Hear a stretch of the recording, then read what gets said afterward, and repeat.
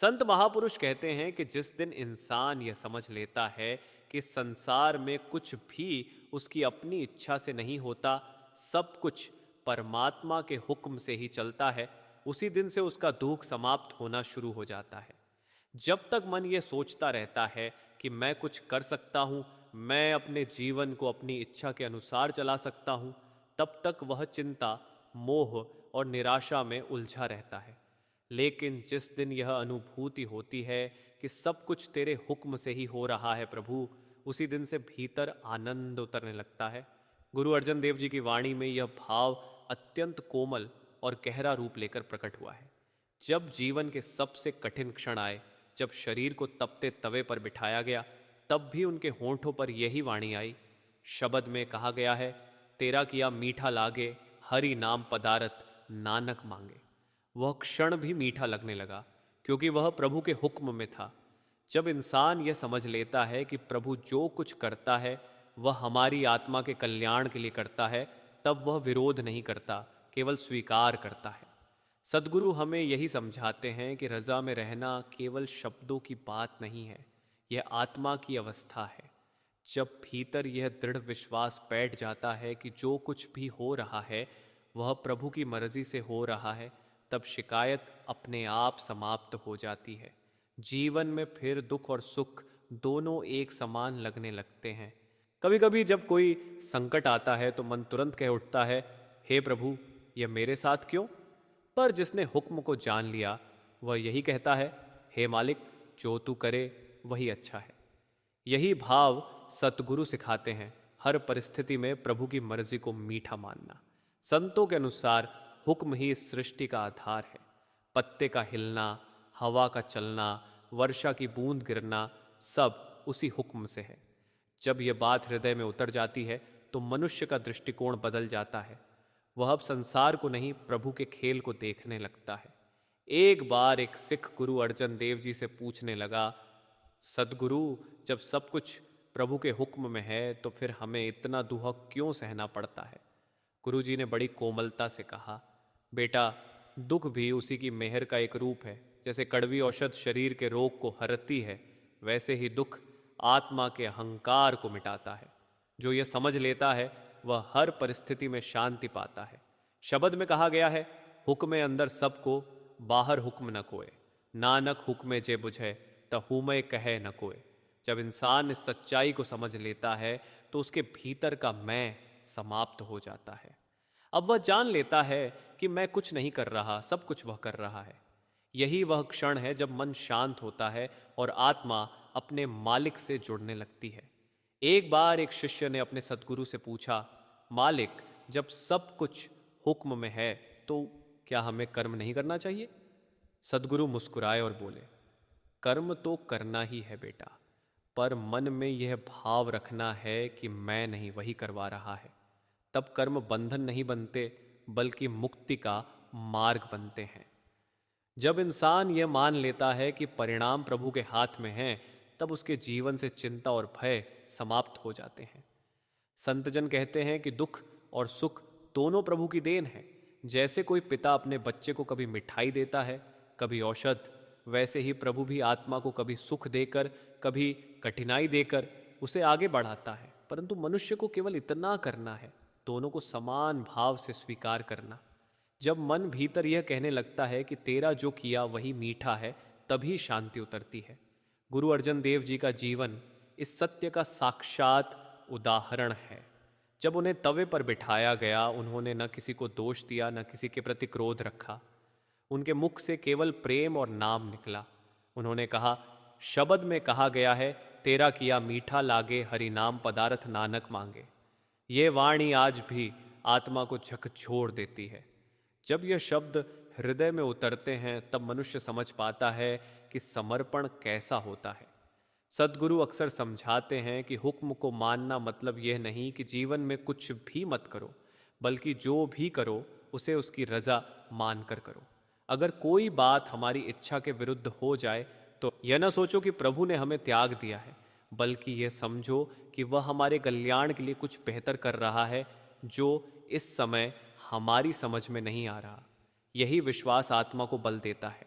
जब साधक हुक्म को स्वीकार करना सीख लेता है तो वह दूसरों के दोष भी नहीं देखता। अब उसे यह दिखने लगता है कि हर व्यक्ति प्रभु की योजना का हिस्सा है।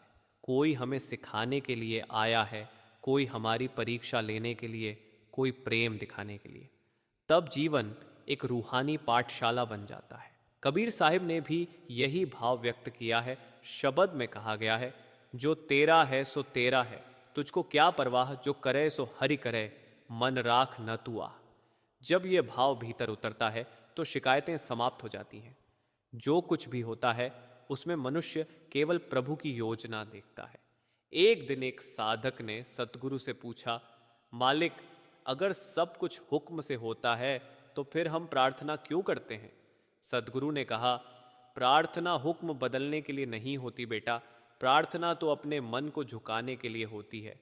जब मन प्रभु के सामने झुक जाता है तब उसकी रजा को मीठा मानना आसान हो जाता है। यही भक्ति का सच्चा स्वरूप है। जब हम ज्यों ज्यों तेरा हुक्म के भाव को भीतर से जीने लगते हैं तब जीवन का हर क्षण आनंदमय हो जाता है। फिर दुख सुख का प्रभाव नहीं रहता। चाहे कोई परिस्थिति कैसी भी हो, मन के भीतर शांति बनी रहती है।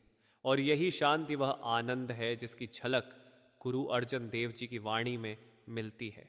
संतजन कहते हैं कि सच्ची साधना का अर्थ है अपने आप को प्रभु की रजा में ढाल देना। नाम सिमरन का उद्देश्य भी यही है कि मन धीरे धीरे प्रभु की इच्छा में विलीन हो जाए। जब आत्मा यह अनुभव करती है कि सब कुछ उसी का है, तब वह हर हाल में सुखी रहती है। शब्द में कहा गया है, सब तेरा, तू मेरा प्यारा राम राय, जो किछु कर ही सो हौ, भला मनी आइये, नानक नाम ध्याये। जब आत्मा इस अवस्था में पहुंचती है तब मैं समाप्त हो जाता है, तू रह जाता है। और जब केवल तू रह जाता है तभी वास्तविक शांति मिलती है। यही हुक्म की पहचान का सार है। जब इंसान यह मान लेता है कि प्रभु की रजा ही सबसे श्रेष्ठ है, तब उसका जीवन बदल जाता है। अब वह परिस्थितियों से नहीं, प्रभु के प्रेम से संचालित होता है। यही समर्पण, यही भक्ति और यही सच्ची रजा में रहना है। वाणी में कहा गया है, सुख दुख दोए सम कर जाने और मान अपमान। जिसने जीवन में इस वाणी का सार समझ लिया वही सच्चा ज्ञानी है। जब तक मन सुख में झूमता है और दुख में टूट जाता है तब तक हुक्म की सच्ची समझ नहीं आती। मन तो हमेशा चुनता है, अच्छा मिले तो ठीक, बुरा मिले तो क्यों। लेकिन सद्गुरु सिखाते हैं कि प्रभु की रजा में जो कुछ भी घट रहा है वह सब हमारे आत्मिक कल्याण के लिए ही है। संसार में जो भी हमारे साथ घटता है वह उसी अदृश्य हुक्म का भाग है जो हर आत्मा के कर्मों के अनुसार चलता है। सद्गुरु कहते हैं कि इंसान जब हुक्म को केवल जुबान से नहीं बल्कि अंतर से स्वीकार करता है तब भीतर शांति उतरती है। दुख सुख बाहरी परिस्थितियां हैं, ये तो मौसम की तरह बदलती रहती है। आज धूप है, कल छाव, लेकिन आत्मा का असली घर उस परम शांति में है जहां न धूप है न छाव, केवल परम प्रेम की ज्योति है। इसीलिए सद्गुरु कहते हैं कि सच्ची भक्ति वही है जहां इंसान अपनी मर्जी मिटाकर मालिक की मर्जी में जीता है। गुरु अर्जन देव जी के जीवन को देखिए, कितने बड़े कष्ट आए, कितना गहरा दर्द सहा, लेकिन मुख पर मुस्कान रही। जब अजलते तवे पर बैठाए गए तब भी वाणी से निकला, तेरा किया मीठा लागे, हर नाम पदारथ नानक मांगे। ये वाणी केवल शब्द नहीं थी बल्कि परम समर्पण का प्रतीक थी। जब आत्मा हुक्म में पूरी तरह लीन हो जाती है तब दर्द भी मधुर लगने लगता है, क्योंकि तब इंसान समझ जाता है कि यह सब उसी प्रभु की लीला है जो हमें अपने पास बुलाने की तैयारी कर रहा है। दुख और सुख दोनों एक ही सिक्के के दो पहलू हैं। सुख में अहंकार आता है और दुख में विनम्रता। लेकिन जो साधक संत मत के अनुसार नाम और भक्ति में लीन रहता है उसके लिए दोनों समान हो जाते हैं, क्योंकि उसे ज्ञात हो जाता है कि प्रभु की इच्छा में ही सब कुछ है। एक समय था जब बाबा सवन सिंह जी महाराज ने समझाया था कि जब तक इंसान प्रभु की दी हुई परिस्थिति का विरोध करता है तब तक उसका मन चैन नहीं पाता। लेकिन जिस क्षण वह अपने भीतर यह भावना रखता है कि जो भी हो रहा है वह तेरे हुक्म से है, उसी क्षण भीतर की बेचैनी समाप्त हो जाती है। वाणी में कहा गया है, हुक्मी अंदर सबू को पहारी हुक्म न कोय। इस वाणी में हमें एक गूढ़ सत्य मिलता है। प्रभु का हुक्म सबके अंदर कार्यरत है, कोई भी आत्मा उसके विधान से बाहर नहीं है। जो यह समझ लेता है वह कभी किसी से द्वेष नहीं करता, न ही किसी पर आरोप लगाता है। वह जानता है कि सब कुछ उसी हुक्म की चाल है। कोई हमें खुश करने आया है, कोई हमें परखने, और कोई हमारे भीतर के अहंकार को मिटाने। जब मन हुक्म को स्वीकार नहीं करता तब दुख बढ़ जाते हैं, जितना विरोध उतना दर्द। लेकिन जब आत्मा समर्पित हो जाती है तब सबसे कठिन परीक्षा भी शांति में बदल जाती है। बाबा जी अक्सर समझाते हैं कि दुख कोई दंड नहीं है, बल्कि एक साधन है जिससे आत्मा को झुकना सिखाया जाता है। ये वही हुक्म है जो हमें भीतर ले जाने का रास्ता दिखाता है। यदि जीवन में केवल सुख ही होता तो कोई प्रभु को याद नहीं करता, इसलिए दुख हमें अपने असली घर की याद दिलाता है। सच्चा साधक जानता है कि यह संसार कर्मों की पाठशाला है। यहाँ हर एक अनुभव हमें भीतर की सच्चाई सिखाने के लिए आता है। जब दुख आता है तो यह हमें दिखाता है कि हम अभी भी अपेक्षाओं में बंधे हैं, और जब सुख आता है तो यह बताता है कि मन कितना जल्दी मोह में फंस जाता है। इसलिए संत कहते हैं, जो इन दोनों से परे उठ गया वही सच्चा प्रेमी है। वाणी में कहा गया है, जैसा हुक्म तैसा होए, नानक लेख न मिटे कोई। सद्गुरु की यह शिक्षा हमें कर्मों की गहराई में झांकना सिखाती है। जो लिखा गया है वह अनुभव तो होना ही है, लेकिन उसका प्रभाव कैसा पड़ेगा यह हमारे दृष्टिकोण पर निर्भर है। यदि हम हुक्म में रहना सीख लें तो जो अनुभव पहले दर्द लगता था वही अब आत्मिक विकास का साधन बन जाता है। एक बार एक भक्त सद्गुरु के पास आया और बोला, मालिक, मेरे जीवन में तो दुख ही दुख है, लगता है प्रभु मुझे भूल गया। सद्गुरु मुस्कुराए और बोले, जब तुम बच्चे को दवा देते हो तो क्या वह हमेशा मीठी होती है? कभी कड़वी भी होती है, परंतु वह बच्चे के स्वास्थ्य के लिए ही होती है। वैसे ही प्रभु कभी कड़वी दवा देता है ताकि आत्मा का रोग दूर हो जाए। भक्त ने सिर झुका लिया। उसी क्षण उसका बोझ हल्का हो गया, क्योंकि उसे समझ आ गया कि यह सब उसके ही कल्याण के लिए है। जो व्यक्ति इस सत्य को स्वीकार कर लेता है उसके जीवन में परिवर्तन आ जाता है। वह किसी पर दोष नहीं देता, बल्कि हर परिस्थिति में प्रभु का नाम जपता है। उसे मालूम होता है कि हुक्म का अर्थ है जो हो रहा है उसी में मालिक की मर्जी छिपी है। ये समर्पण तब तक नहीं आता जब तक साधक भीतर नाम की धुन में नहीं उतरता, क्योंकि नाम ही वह शक्ति है जो मन के तूफानों को शांत करती है। संत महापुरुष कहते हैं कि जब नाम भीतर बजता है तब संसार के दुख फीके पड़ जाते हैं। फिर न कोई शिकायत रहती है, न कोई डर। आत्मा को ऐसा अनुभव होता है जैसे कोई उसे भीतर से थामे हुए है। यह अनुभव तब आता है जब साधक सच्चे मन से सुमिरन और ध्यान करता है और हुक्म को स्वीकार करता है। बाबा जी अक्सर कहते हैं कि जो कुछ भी हो रहा है वह हमारे ही भले के लिए है। हमें बस इतना करना है कि नाम पर टिके रहें और अपनी बुद्धि से प्रभु की योजना को आंकने की कोशिश न करें, क्योंकि मन हमेशा सीमित दृष्टि से देखता है, जबकि प्रभु का दृष्टिकोण अनंत होता है। एक समय की बात है, एक संत के शिष्य ने पूछा, मालिक, जब मेरे जीवन में कठिनाइयाँ आती हैं तब मैं आपको याद करता हूँ, लेकिन जब सब ठीक हो जाता है तो फिर मन भटक जाता है। ऐसा क्यों? संत ने कहा, क्योंकि दुख में मन झुकता है और सुख में फूल जाता है। जब तुम दुख में भी नाम को वैसे ही याद करोगे जैसे सुख में करते हो, तब हुक्म की सच्ची समझ पैदा होगी। सच्ची भक्ति वही है जहाँ कोई मांग नहीं, कोई शिकायत नहीं, बस रजा में रहना। जब इंसान प्रभु के हाथों में अपने जीवन की डोर सौंप देता है तब भीतर एक अद्भुत हल्कापन आ जाता है। फिर चाहे कोई कुछ भी कहे, कोई कुछ भी करे, आत्मा संतुलित रहती है। यही वह अवस्था है जहाँ दुख सुख, मान अपमान सब समान हो जाते हैं। जो तुम भावे त्यों करी राखू, नानक दास तेरी शरण आए। यह पंक्ति एक जीवंत उदाहरण है उस आत्मा की जिसने अपने अस्तित्व को प्रभु में विलीन कर दिया है।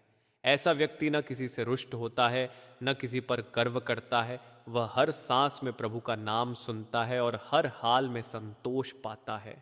सद्गुरु की कृपा से जब यह भाव हृदय में बैठ जाता है तब संसार का हर झटका मिठास में बदल जाता है। फिर साधक के पास कोई प्रश्न नहीं रहता, केवल प्रेम और शांति रह जाती है। यही वह अवस्था है जहां इंसान वास्तव में हुक्म को जीना शुरू करता है। गुरु अर्जन देव जी का जीवन इस सत्य का जीवंत प्रमाण है कि जो व्यक्ति प्रभु के हुक्म में रहता है उसे संसार की कोई शक्ति विचलित नहीं कर सकती। जब सम्राट जहांगीर ने अत्याचार किए तब भी गुरु साहिब के मुख पर मुस्कान थी। जब उबलते पानी का छिड़काव हुआ तब भी मन में केवल प्रभु का नाम था। उनके शब्दों में न कोई शिकायत थी न कोई प्रश्न, क्योंकि वह जानते थे कि जो कुछ भी हो रहा है वह भी उसी परम सत्ता की योजना का भाग है। एक बार किसी ने गुरु साहिब से पूछा, महाराज आप इतने कष्टों में भी शांत कैसे हैं? तब उन्होंने कहा, जो प्रभु की दी हुई माला जपे उसके लिए सुख और दुख एक समान हो जाते हैं। जब आत्मा नाम में लीन हो जाती है तब शरीर के कष्ट भी आनंद का माध्यम बन जाते हैं। ये वही अवस्था है जहाँ से प्रेम की असली सुगंध फैलती है। वाणी में कहा गया है, सुख में अनेक लोभ उपजत हैं, दुख में मन न डराए।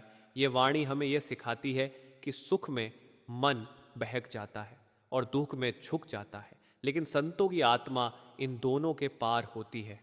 गुरु अर्जन देव जी ने जब तवे की तपिश में भी प्रभु का नाम जपा तब वह केवल सहन नहीं कर रहे थे, बल्कि उस पीड़ा को प्रभु की कृपा के रूप में स्वीकार कर रहे थे। वह अवस्था साधारण नहीं होती। ये वही शक्ति है जो केवल नाम की गहराई से उत्पन्न होती है। संत महापुरुष कहते हैं कि जब आत्मा नाम में स्थिर होती है तब उसका संबंध शरीर से ढीला पड़ जाता है। शरीर जलता है पर आत्मा आनंद में रहती है। यही वह मीठा लागे की स्थिति है जहाँ मन या देह का कोई हस्तक्षेप नहीं, केवल समर्पण और प्रेम है। गुरु अर्जन देव जी के बलिदान ने संसार को यह सिखाया कि प्रभु की रजा में रहना केवल शब्दों का खेल नहीं, यह आत्मा की कसौटी है।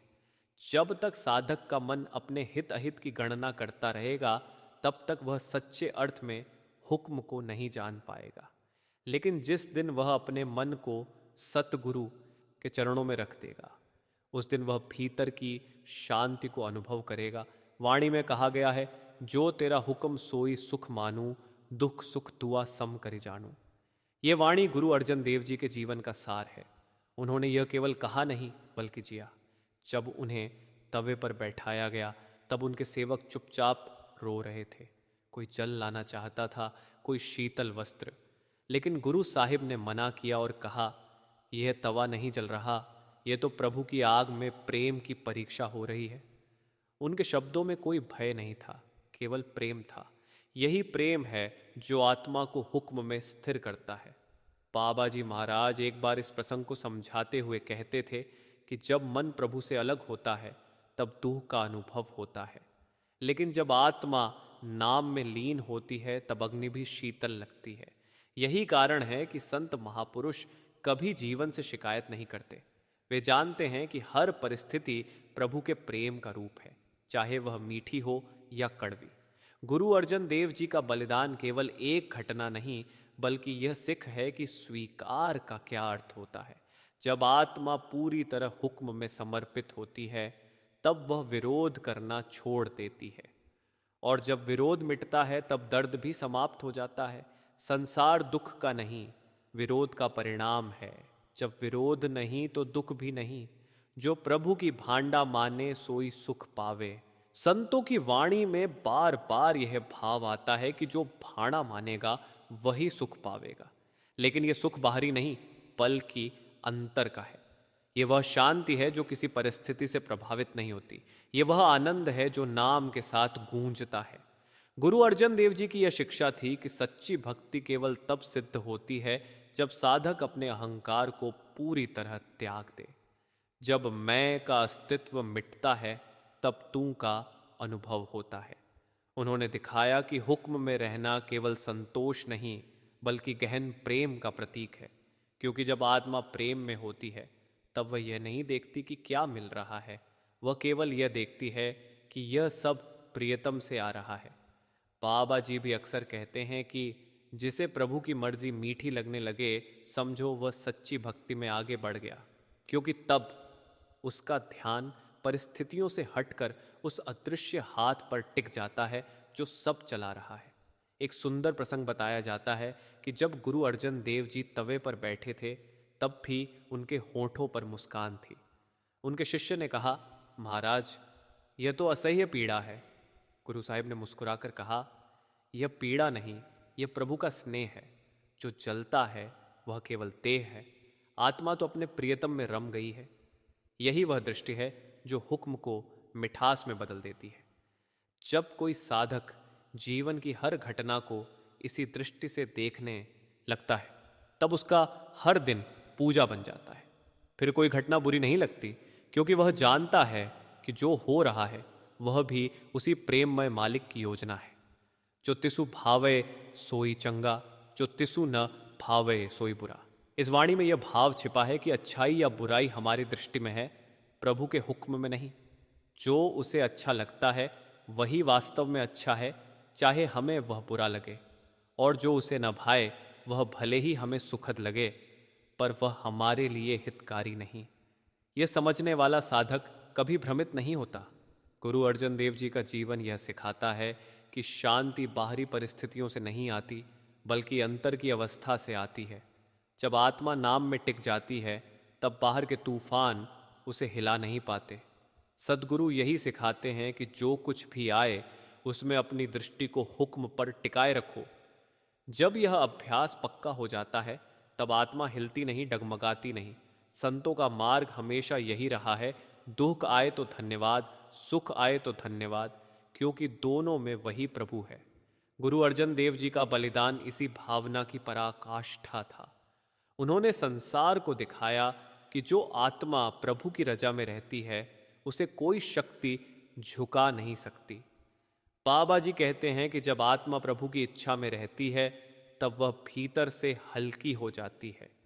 वह हर बात में प्रेम देखती है। फिर चाहे संसार कुछ भी कहे, चाहे परिस्थितियां कैसी भी हों, उसके भीतर स्थिरता बनी रहती है। यही सच्ची रूहानियत है, जब दुख और सुख दोनों बराबर लगे। एक भक्त ने एक बार पूछा, मालिक, क्या यह संभव है कि इंसान इतनी बड़ी पीड़ा में भी आनंद अनुभव करे? बाबा जी ने कहा, जब आत्मा नाम में टिक जाती है, तब आनंद ही उसका स्वभाव बन जाता है। वह परिस्थितियों से नहीं, प्रभु की निकटता से आनंद लेती है। यही गुरु अर्जन देव जी की अवस्था थी। जिस नू आपे भावे, तिसनु दुख कीठा भला। जिसे प्रभु अपनी मर्जी में रखे, उसके लिए दुख भी वरदान बन जाता है, क्योंकि वह जानता है कि यह अनुभव उसे भीतर और शुद्ध कर रहा है, अहंकार मिटा रहा है और उसे अपने प्रियतम के करीब ला रहा है। इसलिए संत हमेशा कहते हैं कि जब दुख आए तो उसे शत्रु न समझो, उसे संदेश वाहक मानो, क्योंकि वही हमें याद दिलाता है कि हमारा घर यहाँ नहीं, वहाँ है जहाँ से हम आए हैं। दुख हमें भीतर झांकने पर मजबूर करता है, और जब भीतर झांकते हैं तो वहीं शांति मिलती है। गुरु अर्जन देव जी का जीवन हमें यह सिखाता है कि जब मन का विरोध मिटता है, तब आत्मा का मिलन होता है। जब आत्मा तेरा किया मीठा लागे कहने लगती है, तब वह वास्तव में मुक्त हो जाती है। ये कोई शब्दों का भाव नहीं, ये आत्मा की अवस्था है। जब आत्मा हुक्म में रम जाती है, तब वही अग्नि उसे प्रभु के करीब ले जाती है। हरि का नाम जपत सुख पावे, अग्नि में शीतल होए। जब नाम भीतर बस जाता है, तब अग्नि भी ठंडी हो जाती है। यही वह अवस्था थी जिसमें गुरु अर्जन देव जी थे। जब बाहर आग जल रही थी, तब भीतर अमृत की वर्षा हो रही थी। जब शरीर तप रहा था, तब आत्मा प्रभु के गले लग रही थी। यही हुक्म की सच्ची समझ है कि हर पीड़ा प्रेम में बदल जाए। जीवन में जब तक मन अपनी चलाता रहता है, तब तक शांति नहीं आती। प्रभु के हुक्म में रहना कोई बाहरी क्रिया नहीं, बल्कि आत्मा की सबसे गहरी साधना है।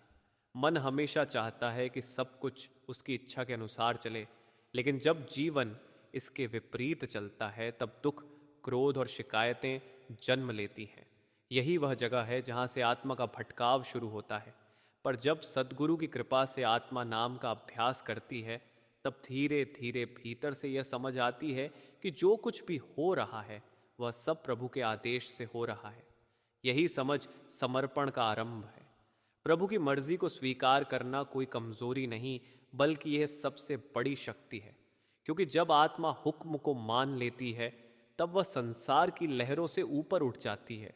वह अब परिस्थितियों से नहीं बल्कि प्रभु की निकटता से संचालित होती है। नाम ही वह सेतु है जो इस समझ को अनुभव में बदल देता है।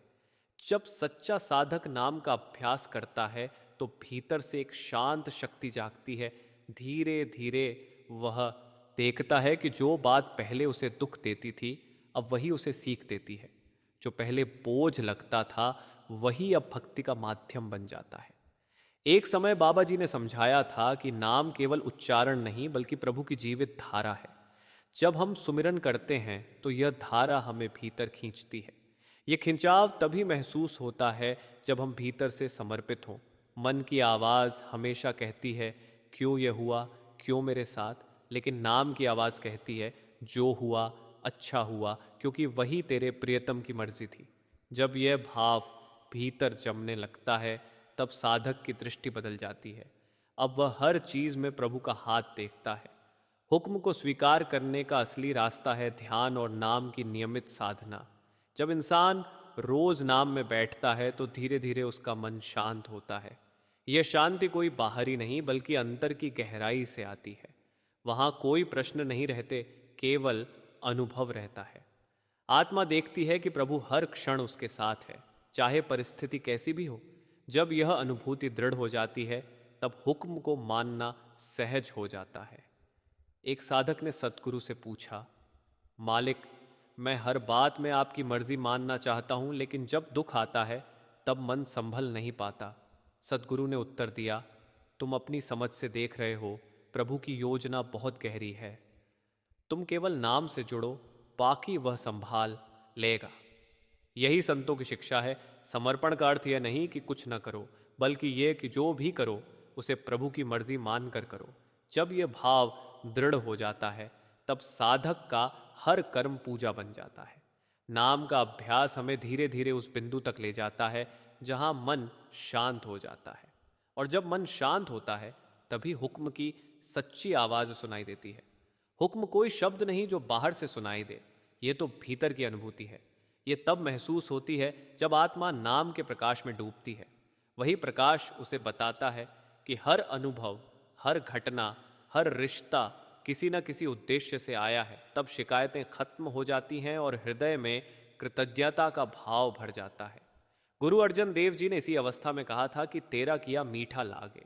ये केवल वाणी नहीं बल्कि आत्मिक अनुभव का सार है। जब आत्मा अपने प्रियतम के प्रेम में डूब जाती है तब उसे यह फर्क नहीं पड़ता कि जीवन क्या दे रहा है, क्योंकि अब वह जानती है कि जो कुछ मिल रहा है वह उसी से है, उसी के लिए है।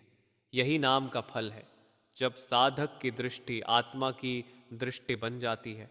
संतों ने कहा है कि जो नाम में स्थिर हो गया वह हुक्म में जीने लगा। ये दोनों एक ही बात है। नाम साधक को भीतर खींचता है, हुक्म उसे स्थिर करता है। जब आत्मा इस स्थिरता में पहुंचती है तब दुख और सुख दोनों का प्रभाव मिट जाता है। अब वह केवल साक्षी बनकर देखती है। संसार में रहकर भी वह संसार से ऊपर होती है। यही वह अवस्था है जहाँ समर्पण अपने चरम पर होता है। सद्गुरु की भूमिका इसी में है। वह हमें इस यात्रा में सहारा देते हैं। जब मन डगमगाता है, जब परिस्थितियाँ कठिन लगती हैं, तब उनका प्रेम हमें संभालता है। वह हमें सिखाते हैं कि जीवन में कुछ भी स्थायी नहीं, केवल नाम स्थायी है। इसलिए नाम पर टिके रहो, चाहे हवा किसी दिशा में बहे। यही टिकाव अंततः हुक्म को अनुभव करने की कुंजी है। समर्पण का मार्ग धीरे धीरे खुलता है। पहले मन विरोध करता है, फिर थक जाता है, फिर झुक जाता है। जब वह पूरी तरह झुकता है तब हुक्म स्वीकार होता है। यह वही क्षण है जब आत्मा को राहत मिलती है। अब वह हर स्थिति में कह सकती है, जो तू चाहे वही अच्छा। जब यह भाव हृदय में बस जाता है तब जीवन एक नई दिशा ले लेता है। अब दुख में भी शांति होती है, क्योंकि भीतर से पता होता है कि यह भी प्रभु की योजना है। नाम और हुक्म का संबंध बहुत गहरा है। नाम आत्मा को ऊपर उठाता है और हुक्म उसे संतुलन देता है। नाम प्रेम है, हुक्म विश्वास है। प्रेम के बिना विश्वास अधूरा है और विश्वास के बिना प्रेम अस्थिर। जब दोनों एक हो जाते हैं तब भक्ति पूर्ण होती है। यही कारण है कि सतगुरु हमेशा कहते हैं, नाम करो और जीवन प्रभु की मर्जी के अनुसार जियो, क्योंकि नाम आत्मा को जोड़ता है और मर्जी जीवन को सहज बनाती है। एक भक्त का अनुभव बताया जाता है। उसने कहा, पहले जब कोई बात मेरे मन के अनुसार नहीं होती थी, मैं परेशान हो जाता था, लेकिन जब से नाम का अभ्यास नियमित किया है, अब सब कुछ अपने आप ठीक लगता है। अब मुझे यह महसूस होता है कि प्रभु की योजना मेरी सोच से कहीं बेहतर है। यह अनुभव वही कर सकता है जो हुक्म को भीतर से स्वीकार करता है। समर्पण की असली पहचान ये नहीं कि इंसान कहे मैं समर्पित हूं, बल्कि यह कि उसका मन शांत हो जाए। जब कुछ भी मन के अनुसार ना हो और फिर भी भीतर शांति बनी रहे, वही सच्चा समर्पण है। यह अवस्था तभी आती है जब साधक नाम के साथ जीता है, क्योंकि नाम उसे भीतर से शक्ति देता है। सद्गुरु हमें यही सिखाते हैं कि नाम को जीवन का केंद्र बना लो। जो कुछ भी करो उसे नाम की रोशनी में करो।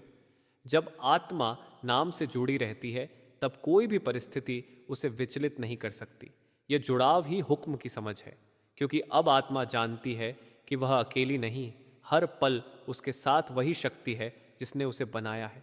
जो साधक इस भावना में जीता है, उसका जीवन सहज हो जाता है। अब उसे किसी बात से भय नहीं रहता, क्योंकि वह जानता है कि उसका सहारा कोई मनुष्य नहीं, बल्कि वह अनंत सत्ता है जो हर हृदय में विद्यमान है। जब यह अनुभव बार बार होता है, तब समर्पण स्थायी बन जाता है। हुक्म को स्वीकार करने का मार्ग केवल विचारों से नहीं, अनुभव से खुलता है। अनुभव तब आता है जब नाम भीतर ध्वनित होता है। जब आत्मा उस ध्वनि में डूबती है, तब वह जानती है कि यह संसार केवल एक स्वप्न है। जो कुछ घट रहा है वह एक खेल है और उसका कर्ता वही प्रियतम है। तब आत्मा मुस्कुराने लगती है। यही मुस्कान ही तेरा किया मीठा लागे की आत्मा है। समर्पण का अर्थ यह नहीं कि हम अपनी जिम्मेदारियां छोड़ दें। इसका अर्थ है कि हम अपना कर्म करें, पर फल प्रभु पर छोड़ दें। जब यह भाव दृढ़ होता है, तब जीवन सरल हो जाता है। अब हर परिस्थिति में एक गहरी शांति रहती है। जो पहले मन को भारी लगता था, अब वही उसे प्रभु के करीब लाता है। जो व्यक्ति नाम में लीन है, उसके लिए हुक्म कोई अलग वस्तु नहीं। उसके लिए हर श्वास, हर धड़कन, हर घटना हुक्म है। वह हर पल प्रभु के साथ संवाद में रहता है, और जब यह संवाद निरंतर हो जाता है, तब आत्मा स्वतंत्र हो जाती है। फिर कोई दुख उसे बांध नहीं सकता, कोई सुख उसे मद नहीं देता। वह हुक्म में, नाम में और प्रेम में एकाकार हो जाती है। यही वह अवस्था है जहाँ जीवन के प्रश्न समाप्त हो जाते हैं। फिर केवल मौन रह जाता है। वह मौन जो बोलता नहीं पर सब कह देता है। यही मौन गुरु अर्जन देव जी के जीवन में झलकता है। यही मौन संतों की आंखों में दिखता है। यही मौन नाम का फल है और हुक्म का सार। जब आत्मा नाम के अभ्यास और सद्गुरु की कृपा से भीतर की यात्रा तय करती है, तब धीरे धीरे उसका दृष्टिकोण बदलने लगता है। जो पहले उसे भारी लगता था, वही अब उसे हल्का लगता है। पहले जहां वह अपने जीवन की हर परिस्थिति से जूझती थी, अब वह सब कुछ सहज रूप से स्वीकार करने लगती है। यह परिवर्तन किसी बाहरी कारण से नहीं, बल्कि भीतर की रजा से होता है। रजा का अर्थ है प्रभु की मर्जी को पूर्ण रूप से स्वीकार करना। जब आत्मा इस अवस्था में पहुंचती है, तब उसका हर क्षण आनंद में बदल जाता है। सच्ची रजा वह नहीं जो जुबान से कही जाए, बल्कि वह है जो हृदय में महसूस की जाए। बहुत बार इंसान कहता तो है कि सब कुछ प्रभु की मर्जी से हो रहा है, लेकिन भीतर कहीं ना कहीं विरोध रहता है। जब तक यह विरोध है, तब तक मन अशांत है।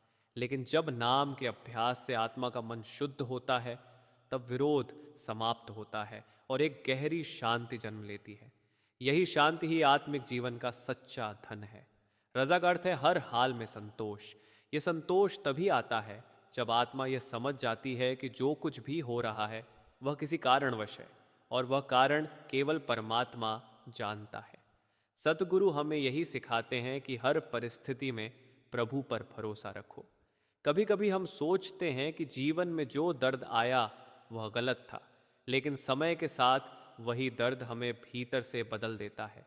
वही हमें उस मार्ग पर ले आता है जहां से प्रभु का अनुभव होता है। इसलिए संत हमेशा कहते हैं, जो हुआ अच्छा हुआ, जो हो रहा है अच्छा हो रहा है, और जो होगा वह भी अच्छा ही होगा। जब आत्मा नाम में स्थिर होती है तब उसे यह महसूस होता है कि वह अकेली नहीं, उसके भीतर एक शक्ति काम कर रही है जो हर पल उसकी रक्षा कर रही है, उसका मार्गदर्शन कर रही है। यही अनुभव धीरे धीरे आत्मा को रज्जा में टिकाता है। अब उसे किसी चीज़ की शिकायत नहीं रहती, क्योंकि वह जानती है कि हर स्थिति उसी मालिक की योजना का हिस्सा है। संतों के जीवन में यह रजा स्पष्ट दिखाई देती है।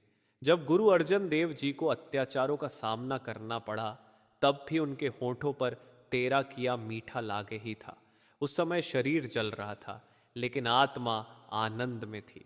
ये कोई साधारण शक्ति नहीं, बल्कि पूर्ण समर्पण की शक्ति थी। वही रजा थी जिसने दर्द को भक्ति में बदल दिया और परीक्षा को परम आनंद में परिवर्तित कर दिया। संत कहते हैं, जब इंसान हुक्म में जीना सीख लेता है तब उसका दुख समाप्त हो जाता है। क्योंकि दुख तो केवल तब होता है जब हम किसी चीज़ का विरोध करते हैं, लेकिन जब विरोध मिट जाता है तब सब कुछ सहज हो जाता है। यह अवस्था मन से नहीं आती, यह नाम की कृपा से आती है। जब नाम भीतर गूंजता है तब आत्मा को अनुभव होता है कि यह जीवन किसी की योजना का सुंदर अंश है, हर क्षण पूर्ण है, क्योंकि वह प्रभु की इच्छा से उपजा है। समर्पण और रजा दो पंखों की तरह हैं। समर्पण आत्मा को झुकना सिखाता है और रजा उसे उड़ना सिखाती है। जब यह दोनों मिलते हैं तब आत्मा अपनी मंजिल की ओर बढ़ती है। वह अब संसार के उतार चढ़ाव से प्रभावित नहीं होती। उसे न सफलता का अभिमान होता है, न असफलता का दुख। वह हर स्थिति में केवल कहती है, जो तू चाहे वही ठीक है। यही सच्चा जीवन है और यही आत्मिक शांति की कुंजी है। कई बार जीवन हमें ऐसी परिस्थितियों में डाल देता है जहां मन को लगता है कि अब कुछ नहीं बचा, परंतु ऐसे ही क्षणों में आत्मा के भीतर से आवाज उठती है, ये भी तेरी मर्जी है। यही वह क्षण होता है जहां सच्चा परिवर्तन शुरू होता है। जब हम भीतर से स्वीकार करते हैं कि प्रभु की मर्जी में ही सब कुछ है, तब मन शांत हो जाता है। यही शांति धीरे धीरे आनंद में बदल जाती है। सद्गुरु हमें यही समझाते हैं कि संसार का सुख अस्थाई है। जो आज है वह कल नहीं रहेगा, लेकिन जो भीतर है, जो नाम है, वह सदा रहेगा। इसलिए अस्थाई चीज़ों में मन को बांधने के बजाय स्थायी प्रभु से जुड़ना सीखो। यही जुड़ाव रजा में टिकने का आधार है। जब साधक नाम का अभ्यास करता है तो उसका मन धीरे धीरे अपनी पुरानी आदतें छोड़ने लगता है। जो पहले उसे विचलित करता था, अब वह उसे प्रभावित नहीं करता। अब वह भीतर से एक ऐसी स्थिति में पहुंचता है जहां कोई भी परिस्थिति उसकी शांति को छू नहीं सकती। ये वही अवस्था है जहां आत्मा प्रभु के साथ एकाकार होती है। यहां कोई मैं नहीं बचता, केवल तू रह जाता है।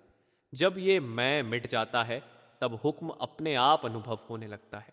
एक बार बाबा सवान सिंह जी ने कहा था कि जब आत्मा सच में नाम में टिक जाती है तब जीवन के उतार चढ़ाव केवल लहरें लगते हैं।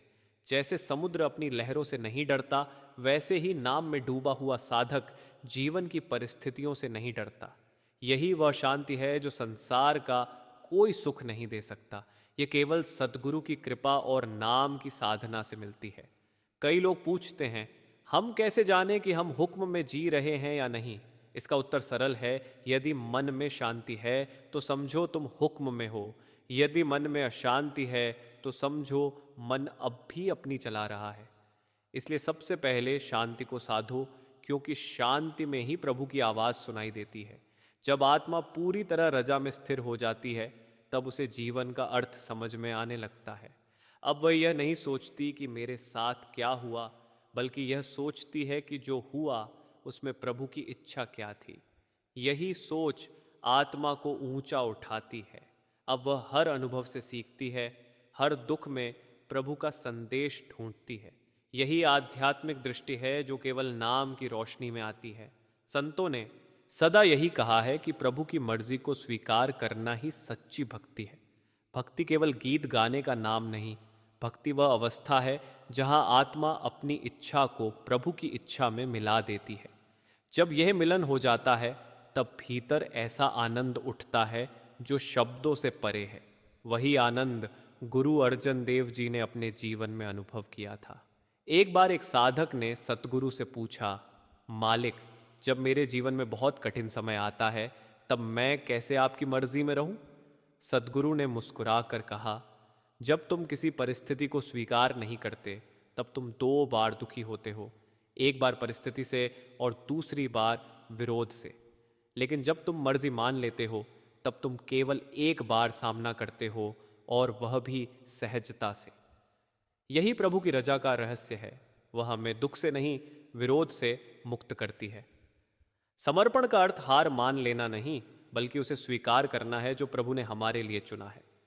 जब हम ये समझते हैं कि उसकी योजना हमारी समझ से परे है, तब हम शिकायत छोड़ देते हैं। यही वह क्षण है जब भीतर शांति उतरती है।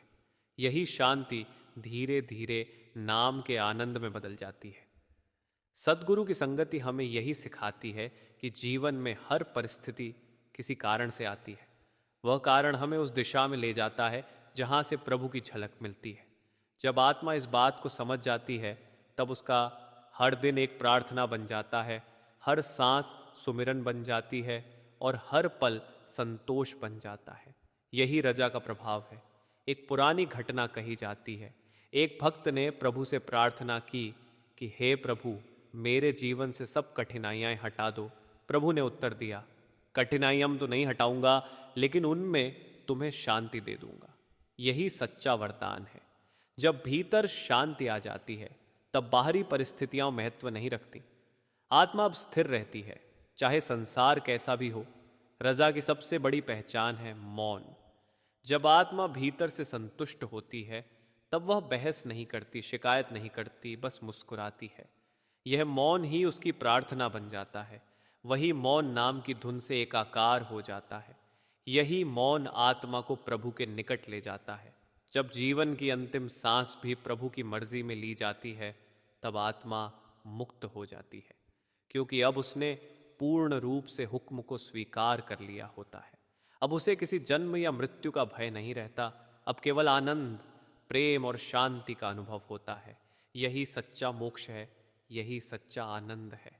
जो आत्मा इस अवस्था में पहुंचती है, वह अब संसार में रहकर भी संसार से अलग रहती है। वह हर किसी के प्रति प्रेम रखती है, क्योंकि अब उसे हर चेहरे में वही प्रभु दिखाई देता है। अब उसके लिए किसी से शिकायत नहीं, किसी से अपेक्षा नहीं। वह केवल प्रेम और दया में जीती है। यही सद्गुरु की दी हुई शिक्षा का चरम है। गुरु अर्जन देव जी का जीवन हमें यही सिखाता है कि रजा में जीने वाला कभी पराजित नहीं होता। उसका शरीर जल सकता है, लेकिन उसकी आत्मा अमर रहती है, क्योंकि वह अब प्रभु के साथ एक हो चुकी होती है। ये वही मिलन है जिसके लिए आत्मा जन्म जन्मांतर से भटक रही थी, और जब यह मिलन हो जाता है, तब जीवन का उद्देश्य पूरा हो जाता है। संतों की यह राह कठिन नहीं, बस स्थिरता और विश्वास मांगती है। जब हम रोज नाम सुमिरन करते हैं, जब हम हर हाल में जो तू चाहे का भाव रखते हैं, तब धीरे धीरे हुक्म की समझ खुलने लगती है। यही समझ हमें भीतर से बदल देती है। अब हम वही नहीं रहते जो थे। अब हमारे भीतर एक नई चेतना जागती है, शांत, स्थिर, प्रेममय। अंत में यही कहा जा सकता है कि रजा कोई शब्द नहीं, यह जीवन जीने का तरीका है। जब आत्मा हर हाल में संतोष रखती है, जब वह हर परिस्थिति में प्रभु का हाथ देखती है, तब वही सच्ची रजा है। यही वह बिंदु है जहां आत्मा सच्ची आत्मिक शांति प्राप्त करती है, और यही आत्मिक शांति जीवन की सबसे बड़ी उपलब्धि है। सतगुरु हमें इसी मार्ग पर ले जा रहे हैं। वह चाहते हैं कि हम संसार के शोर से ऊपर उठकर उस मौन को सुने जहाँ से हुक्म की ध्वनि आती है। वह ध्वनि शब्द की है जो सृष्टि की जड़ है। जब आत्मा उस ध्वनि में खो जाती है, तब वह सदा के लिए प्रभु के साथ एक हो जाती है। यही अंतिम रजा है, वही शांति, वही प्रेम, वही आनंद। इसलिए हे प्रभु, हमें इतनी शक्ति दे कि हम हर हाल में तेरी मर्जी को स्वीकार कर सकें, तेरे नाम में स्थिर रह सकें और तेरे हुक्म में आनंद पा सकें। यही हमारी सच्ची साधना है, यही सच्ची मुक्ति और यही जीवन का परम सत्य है।